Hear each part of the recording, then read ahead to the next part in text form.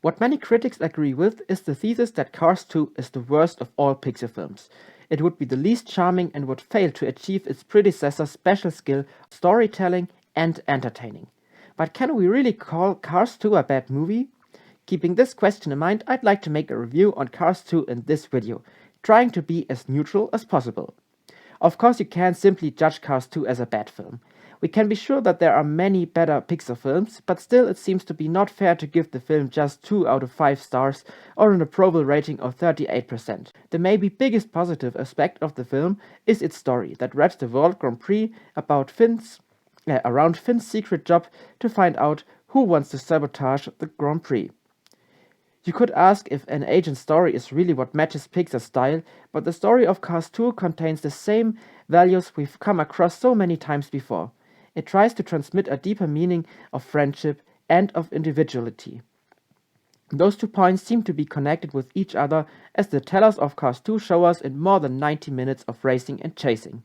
Lightning tries to bow Mater, to make him be someone else than he actually is. Mater's behavior is embarrassing for McQueen, and that's why he doesn't know how to face the situation. If he lets Mater be who he is, the others will make fun of him, especially his opponent Francesco. Mater does not know how to change himself, as he behaves the same way like in Radiator Springs, and which is okay, actually. This conflict is the basis for the rest of the story. Finn thinks that Mater's behavior is just part of his disguise until he eventually finds out the truth. The whole film is a play of truth and disguise, as Miles Axelrod manages to appear as a victim of the sabotage, the one who betrays nobody, but in reality, he is the enemy. The bad guy we shouldn't trust. Watching how the truth is revealed, how we all didn't expect Axelrod to be the real antagonist, was really one of the best things in the film. We learn more about the motivation of the Lemons, how they have been mistreated only because they don't follow our advanced high-tech world. We learn more about the fact that whoever finds a friend finds a treasure. It's Uncle Topolino's sentence. He is the one to make McQueen realize that he shouldn't try to make his friend change their behavior, because friendship is the highest gift to get. Although the critics don't seem to get those points, their comments on the film are still right in a way.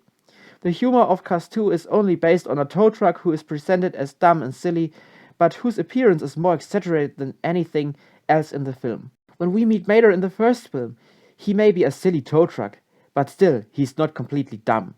Cars 1 Mater would know that Lightning has to concentrate on his race. He would probably even know that the Zen-Master in Tokyo does not just care about his grass. But in Cars 2, we get to know a Mater who doesn't know anything, who embarrasses all his friends by behaving like a little child, but who is then smart enough to reveal Miles Axelrod's real identity, whereas Super Agent Finn McMissile didn't even suspect who could be the enemy. This method of presenting one character as the one who serves for all the humor is a simple strategy we find in any movie for children. It's mostly the fat boy that accompanies the hero of the film, but this is not what defines a Pixar film. Here we get serious jokes and humorous phrases that don't come out of our minds, but our hearts. Mater's character has changed in a bad way for Cars 2. Also, the movie is filled with tons of action-themed scenes. In a modern world, it seems like you can't entertain children without delivering them an enduring up and down movie or story. The first Cars film could probably not catch up with this, because the film is much calmer than its successor. And that's the big problem with Cars 2.